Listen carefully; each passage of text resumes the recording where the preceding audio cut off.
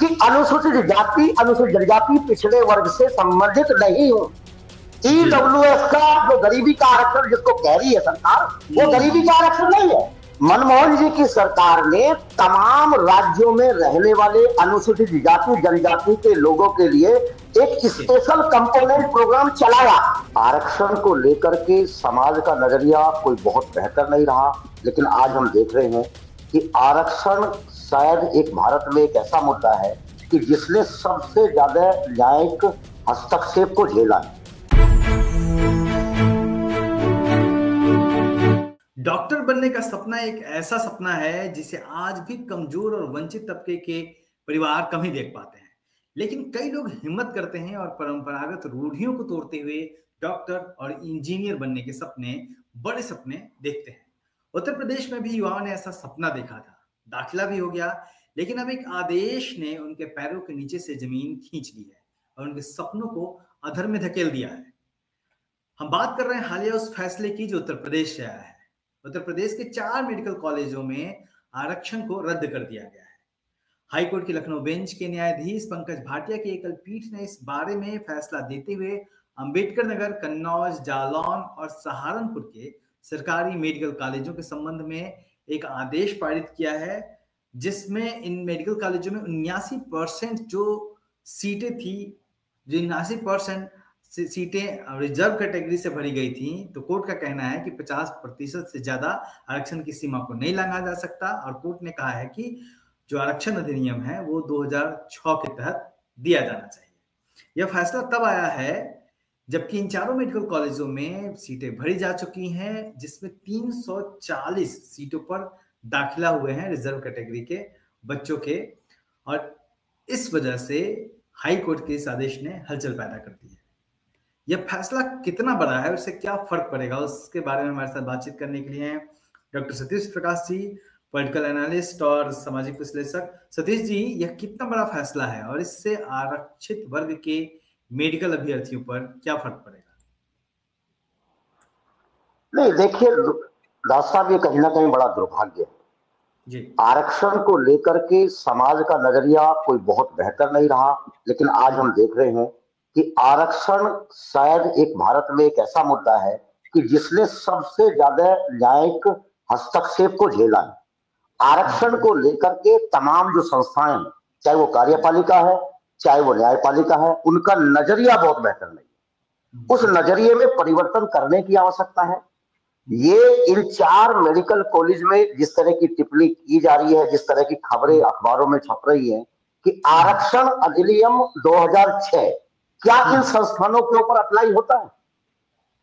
अखबार ये कह रहा है कि सरकार की ये दलील है क्योंकि ये काउंसलिंग हो चुकी है, तो इसलिए इस पे कहीं ना कहीं रोक लगाई जाए, लेकिन असली बात सरकार की तरफ से भी नहीं की जा रही।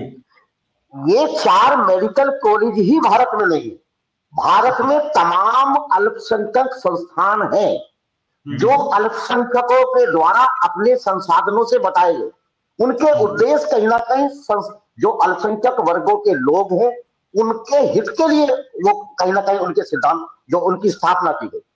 अब जब वहां आरक्षण लागू नहीं है तो ये 4 मेडिकल कॉलेज जिस उद्देश्य के साथ, जिस संसाधनों के साथ, ये संसाधन कौन से हैं? देखिए, भारत में दलितों के लिए अलग से आवंटन है, प्रावधान है। केंद्र में भी दलितों के लिए एक अलग से एक मद तय किया जाता है। राज्य सरकारें भी उस मद का उपयोग उसी वर्गों के लिए करते हैं। ये कहीं ना कहीं कांग्रेस की सरकार की, मनमोहन देसाई जी की सरकार की एक स्पेशल कंपोनेंट प्रोग्राम आया SC/ST के लिए, बाका का एक बहुत बड़ा धमका। जी मनमोहन सिंह, हाँ मनमोहन सिंह जी, सॉरी, हाँ मनमोहन सिंह जी के टाइम में, मैं माफी चाहूंगा, मनमोहन सिंह जी के टाइम में एक SC/ST के लिए एक बड़ा स्पेशल कंपोनेंट का आवंटन था। उसी आवंटन को, चूंकि उस समय उत्तर प्रदेश में बहन कुमारी मायावती जी की सरकार थी, उसी पैसे का उपयोग समाज कल्याण जो विभाग है उसके माध्यम से इन 4 मेडिकल कॉलेज का एक विशेष स्कीम के तहत, एक विशेष उद्देश्य के तहत बाकायदा इन मेडिकल कॉलेजों की स्थापना हुई, जो पैसा दलितों के लिए आवंटन के लिए, उनके विकास के लिए खर्च होना था, इन मेडिकल कॉलेज में बाकायदा वही पैसा खर्च हुआ। इनका उद्देश्य ये था कि इस समाज में बाकायदा कुछ वर्गों के लोग हैं जो व्यवस्था से छूटे हैं, तो उनके लिए और उनकी बेटियों के लिए ये बात नहीं बताई जा रही है कि वहां जो अनुसूचित जाति जनजाति के लिए जो आरक्षण है उसमें 20% महिलाओं के लिए भी है, उन बेटियों के लिए भी अलग आरक्षण की व्यवस्था हुई है। तो ये इसके ऊपर ये कहीं ना कहीं एक दिखावा है, एक भकावा है, एक साधारण से 2006 का जो आरक्षण अधिनियम है वो यहाँ अप्लाई नहीं होता। सरकार को पक्ष रखना चाहिए कि जिस उद्देश्य के साथ ये मेडिकल कॉलेज खोले गए और इन 4 मेडिकल कॉलेज में 85 सीटों का जो आवंटन है इन चारों मेडिकल कॉलेज के लिए, 62 सीटें अनुसूचित जाति के लिए, 5 सीटें अनुसूचित जनजाति के लिए, 67 सीटें हैं, 328 जो है डॉक्टर्स जो है जो इन वर्गों के आने थे। और आप ये भी तो सच्चाई है ना, भारत में ये भी तो सच्चाई है ना कि एक डॉक्टर को बनने के लिए अगर डोनेशन ही 1 करोड़ रुपए है ना, इसकी तो बात छोड़ दीजिए, डोनेशन ही 1 करोड़ रुपए है, तो अगर ये 328 से आप 1 करोड़ को मल्टीप्लाई करेंगे तो लगभग इन वर्गों के ऊपर 300 करोड़ रुपए जो खर्च होने जा रहे थे, कहीं ना कहीं नासमझी की वजह से, सरकारों की नासमझी की वजह से, न्याय व्यवस्था के इग्नोरेंस की वजह से। तो सतीश जी, आपका ये कहना है कि जब मनमोहन सिंह जी की सरकार थी तब एक स्पेशल कंपोनेंट प्लान बना था जिसके तहत ये मेडिकल कॉलेज बनाए गए, और चूंकि नहीं, सुनिए, वहां ऐसा नहीं है। मनमोहन जी की सरकार ने तमाम राज्यों में रहने वाले अनुसूचित जाति जनजाति के लोगों के लिए एक स्पेशल कंपोनेंट प्रोग्राम चलाया। वो इसलिए भी चलाया था कि उस समय की जो सरकार थी, जो दिल्ली में जो गेम हुए, उन गेमों में सरकार के ऊपर यह आरोप लगा कि उन्होंने कुछ पैसा जो दलितों के लिए खर्च होना था वो कहीं ना कहीं आपने उन खेलों के ऊपर खर्च कर दिया। कॉमनवेल्थ का जिक्र कर रहे हैं। जी, हाँ। तो सरकार के उन आरोप से बचने के लिए मनमोहन सिंह सरकार ने जो है एक स्पेशल कंपोनेंट प्रोग्राम के तहत एक बड़ी धनराशि इस देश के दलितों के लिए बाकायदा आवंटन करी। क्योंकि 2000 में उत्तर प्रदेश में तब बहन जी की सरकार बनी, बहन जी की सरकार ने वो पैसा समाज कल्याण विभाग के माध्यम से इन मेडिकल कॉलेज की स्थापना के लिए दिया गया। जब वो आप मुझे ये बताइए, आप यही क्यों अलग है? आप यही क्यों अलग है? इस देश में जो अल्पसंख्यक संस्थान है जो उन वर्गों ने अपने पैसे से और एक उद्देश्य के साथ किया, हमने तो कहा नहीं कि वहां मेडिकल कॉलेज में भी जाकर के आप आरक्षण दीजिए। सतीश जी, ये बिल्कुल इसको ऐसे समझा जाए आसान भाषा में कि जो जिसका आपने जिक्र किया कि मनमोहन सिंह की सरकार में जो कॉमनवेल्थ गेम हुए हैं, दलितों के पैसे को डाइवर्ट करने का आरोप लगा, उससे बचने के लिए उन्होंने कुछ पैसे दिए, जिसको बहन जी की गवर्नमेंट ने उन्हीं पैसों से, जो कि वो दलितों के लिए आए थे, ये 4 मेडिकल कॉलेज बनाए। और चूंकि अल्पसंख्यक समाज ये दावा करता है कि वो अपने पैसों से अपने इंस्टीट्यूशन खड़ा करता है और वहां रिजर्वेशन नहीं देता है, तो जब दलितों के पैसे से ये कॉलेज बने तो वहां पे ज्यादा रिजर्वेशन क्यों नहीं होना चाहिए?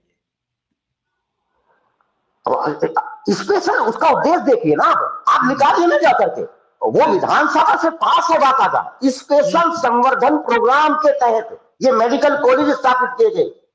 एकल पीठ के सामने देखिए, कहीं ना कहीं दुर्भाग्य तो हो गया जी, है ना, कि कोई केस लेकर के जा रहा है, वो बिटिया है अल्पसंख्यक समाज की है जो गई है, हो सकता है उसकी अपनी कोई समस्याएं हो, है ना, उसको रिपीट करने वाले बाकायदा यादव जी है जो कर रहे, लेकिन कहीं ना कहीं लोगों को मेरा सवाल सरकार से है, अगर सरकारें बदलती हैं, संस्थान नहीं बदलते, सरकार उनकी, अगर मेरी सरकार है, मेरी सरकार ने विधानसभा से अगर कोई निकाला है, अगर बहन जी ने एक बाकायदा विधानसभा से विशेष संवर्धन प्रोग्राम के तहत ये सब किया गया, तो आप उसको कैसे मिटा सकते हैं? एक ही देश में आप 2 नियम लागू करेंगे, क्योंकि उस वर्गों के लोग आते हैं। और आरक्षण को लेकर के जिस तरह का नजरिया चल रहा है, ये कहीं ना कहीं इस देश के दलितों को उद्दीपक किया जा रहा है।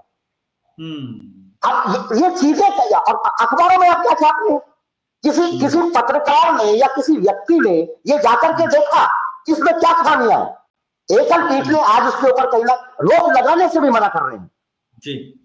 इसी नीट के अंदर पिछले साल जब पेपर आउट की बात आई ना, तमाम लोग गए ना सरकार से कि नीट का परिणाम चेंज किया जाए, लेकिन यही न्याय व्यवस्था ने क्या कहा कि नहीं, अब ये हो चुका और ये व्यवस्था नहीं हो सकती। तो मेरा मानना यह है कि सब चीजों को देखो, और ये सितंबर का महीना है, इसी 24 सितंबर 24 सितंबर 1932 को हमने आरक्षण नहीं मांगा था। बाबा साहब ने कहीं आरक्षण नहीं मांगा। उन्होंने तो आप हमने मांगा था, हमने कमरे का था ना, हमको 2 राइट था ना, हमको वोट डालने का राइट था, डबल वोट डालने का नहीं था। गांधी जी के कहने पर, गांधी जी के प्राण बचाने के लिए, इस देश को संभालने के लिए, क्योंकि इस देश, अगर गांधी जी को कुछ हो जाता तो देश आजाद ना हो पाता। बाबा साहब डॉक्टर भीमराव अंबेडकर जी ने बड़ी मुश्किल से अपने द्वारा जो दिए गए दलितों को जो अधिकार दिए गए थे उनका बलिदान दिया, और उस समझौते में जो आरक्षण की व्यवस्था हुई है आप उसको भी नहीं करना चाहते हैं जी। जो एकल पीठ कह रही है जस्टिस भाटिया की कि 2006 के तहत आरक्षण अधिनियम के तहत रिजर्वेशन दिया जाए, वो इस पूरे ये जो 4 मेडिकल कॉलेज है इसके संदर्भ में वो लागू नहीं होता, और सरकार कहीं ना कहीं इस बात को कोर्ट के सामने मजबूती से रखने में उत्तर प्रदेश की सरकार नाकाम रही है। इसको किस तरीके से देख रहे हैं आप? क्या ये मतलब जा रहा है तो ठीक है, चलिए आप सुनिए ना। अरे SC/SC एक्ट क्या है बताइए, आप क्या है SC/SC एक्ट? एक स्पेशल प्रावधान है ना, जहां IPC फेल हो जाती है, सिस्टम फेल हो जाता है एक वर्ग को न्याय देने के लिए, तो आपने कुछ विशेष नियम बनाए ना SC/SC एक्ट के तहत। वो इसलिए बनाए कि सिस्टम नाकाम है। 2006 का आरक्षण अधिनियम एक सामान्य अधिनियम है। उस अधिनियम को आप विशेष स्कीम के तहत किए गए मेडिकल कॉलेज में आप कैसे अप्लाई कर सकते हो? और जबकि इन मेडिकल कॉलेज के स्थापना में दलितों का पैसा है, उनके हिस्से का पैसा लगाना। अल्पसंख्यक संस्थानों में आप आरक्षण देंगे नहीं? जो संस्थान बाकायदा एक विशेष उद्देश्य के तहत एक बाकायदा उनके पैसे से खड़े किए गए, उनके लिए जो उनका आवंटन पैसा था, उसमें आप ये आरक्षण कैसे लागू कर सकते हैं? ये बड़ा सवाल है, ये गलत है जी। ये बड़ा सवाल है जो आपने उठा रहे हैं, जो आपने उठाया है, और कहीं ना कहीं तमाम खबरें तो छप रही हैं और लोगों को यूजुअली लग रहा है कि हाँ ठीक ही फैसला है, 50% से ज्यादा रिजर्वेशन है, लेकिन ज्यादा रिजर्वेशन क्यों दिया गया था और उसमें दखल क्यों नहीं दिया जा सकता, इस पे बात नहीं हो रही है। जो मुद्दा आपने उठाया है काफी अहम है, तो ये बताइए इसमें आगे क्या हो सकता है, क्या संभावना है? क्योंकि कोर्ट तो कह रही है कि नहीं, आप फिर से करिए। नहीं आप सुनिए ना। एक बार सतीश जी, एक चीज सवाल यहाँ बड़ा ये भी है कि एक बार ये हाथ से निकल जाएगा तो फिर तो दोबारा इसको किया नहीं जा सकता रिस्टोर।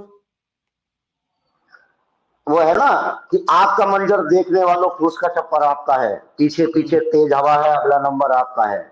जो अल्पसंख्यक संस्थानों के जो आरोप लग रहे हैं, है ना, आज तो ये इनके लिए होगा, कल आरक्षण की नीति वहां भी जाके लागू करेंगे। मेरी बात समझ रहे ना? लेकिन मेरा कहना यह है कि पहला काम सरकार का है, सरकार को जाता दे, बाकायदा सरकार के पास वो पूरा का पूरा लिखित प्रत्यावेदन है, विधानसभा से पास है, विधानसभा का पूरा कार्रवाई देखे, वो स्पेशल जो संवर्धन प्रोग्राम है ना, उसकी बाकायदा गजट जा करके देखे, उस गजट में वो सब चीजें हैं, और बाकायदा सरकार को बड़ी मजबूती के साथ, योगी सरकार जिसे मेरा निवेदन है कि योगी जी इस मामले को जाकर के देखो, ये कहीं ना कहीं एक धोखा होगा इस देश के दलितों के साथ।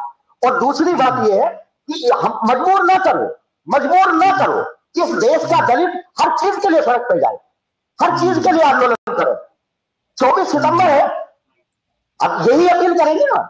अगर सरकार हमारी बातों नहीं सुनेगी, न्याय व्यवस्था हमारी बात सुनना नहीं चाहती, प्रमाण वो देखना नहीं चाहती, तो इस देश का दर्द मजबूर होगा ना। तमाम संस्थाएं, तमाम लोगों का एक दर्द दिखा रहा है कि 24 सितंबर को कहीं ना कहीं एक विरोध दिवस तो बनाया जा सकता है। उस दिन बाकायदा जो आपका पुनापेक्ष है जी, पुनापेक्ष है, तो ये चीजें हैं सर। मेरा मानना यह है कि इतना उद्दीपन नहीं होना चाहिए, सरकारों का नजरिया ऐसा नहीं होना चाहिए, संस्थानों का नजरिया भी ऐसा नहीं होना चाहिए।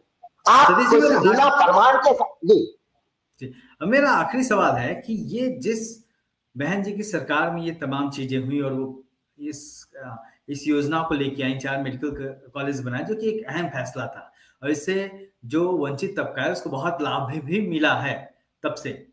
लेकिन आज के वक्त में मैं देख रहा था ट्विटर, कोई बहुत बड़ा विरोध दर्ज नहीं कराया गया है, जबकि वो एक कॉल ली जा सकती थी। एक जैसे जो एक कानपुर में बुद्धा पार्क का था, जिसको फिर शिवालय बनाया जा रहा था, उसको लेके बहन जी ने कॉल लिया और वो फिर फैसला निरस्त हो गया। इसको लेके थोड़ी सी खामोशी सी दिख रही है। इस मुद्दे को क्या उठाना नहीं चाहिए था जोर शोर से? नहीं, देखिए इसी मुद्दे पे कल जो बहुजन समाज पार्टी के प्रदेश अध्यक्ष विश्वनाथ पाल जी, उनसे मेरी बात हुई, है ना।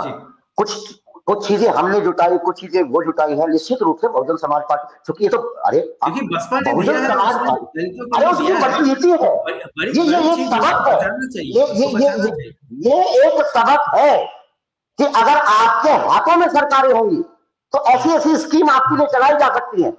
10 साल में ये लगभग 15 के आसपास मेडिकल कॉलेज बनकर के तैयार हुए, और आज 25 से 10 साल में कितने डॉक्टर आपने पैदा किए होंगे, और अगले अगले अगले 100 साल में यहाँ से कितने डॉक्टर्स निकलेंगे। एक क्रांतिकारी कदम था। मेरे हिसाब से शायद ये बातें हुई है, वो लोग मंथन कर रहे हैं, निश्चित रूप से कोई ना कोई बातें रखेंगे। उन्होंने कुछ आंकड़े जुटाए हैं, कुछ चीजें, कुछ कागज। अगर बहन जी कोई ट्वीट करेंगी तो वो ऐसा नहीं हो सकता कि बिना किसी तथ्यों के, बिना किसी चीजों के उनकी सरकार में बनाया गया। वो चिंतित है सब लोग। कल मेरी 2 बार उनसे बात हुई है, वो भी गंभीर है बहुत विषय को लेकर के। लेकिन एक छोटी सी बात कहूंगा, इसमें हमारा रोल क्या है, इसमें हमारा रोल क्या है, इसमें आम दलित का रोल क्या है। क्योंकि आम दलित अपने सोशल मीडिया प्लेटफॉर्म का काम सिर्फ तुलसीदास जी और मनुष्य भक्ति को कोसने में लगाएगा? क्या उन्हीं घटनाओं को आप प्रसारित करेंगे कि एक व्यक्ति आता है और वो कोसना शुरू कर देता है और बाका का वो वाई लूट के चला जाता है? जिन सोशल मीडिया के ऊपर दलितों के मुद्दे डिस्कस होने चाहिए, ये कम बड़ा मुद्दा है। इसमें आम आदमी बेचारे को कुछ पता नहीं। हमारा जो पढ़ा लिखा वर्ग है वो अखबारों से आपकी जानकारी हासिल करता है। अखबारों में जो छप रहा है वो उनको लगता है कि ये शायद यहाँ इंदिरा शादी भी दिखाई देती है, एम नागराजन भी आपको दिखाई देगा। ये यहाँ इंदिरा शादी नहीं है। और दूसरी बात, एक सवाल है मेरा आपके माध्यम से और इस देश की व्यवस्था के, इस देश में 50% आरक्षण की लिमिट क्रॉस हो चुकी। बाकायदा ईडब्ल्यूएस के तहत बहुत बड़ी आबादी को 10% आरक्षण मिल चुका। और जो ईडब्ल्यूएस का आरक्षण है उसकी तो लाइन बताओ ना आपको, दूसरे पॉइंट में क्या लिखा है।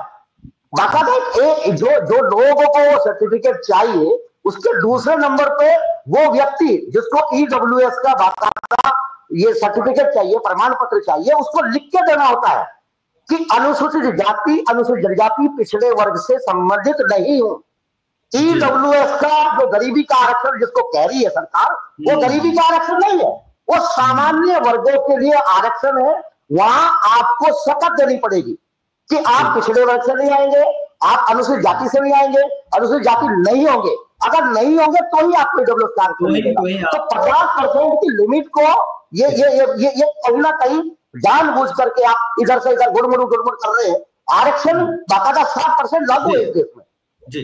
तो कुल मिलाकर ये समझना होगा कि बड़ी मुश्किल से सत्ता आती है जो, और जब सत्ता आई तो बहुजन समाज पार्टी ने ये 4 मेडिकल कॉलेज बनाए और उसके जरिए SC ST OBC को उसका लाभ भी मिला और तमाम डॉक्टर इन 4 मेडिकल कॉलेज से इन सालों में निकले हैं।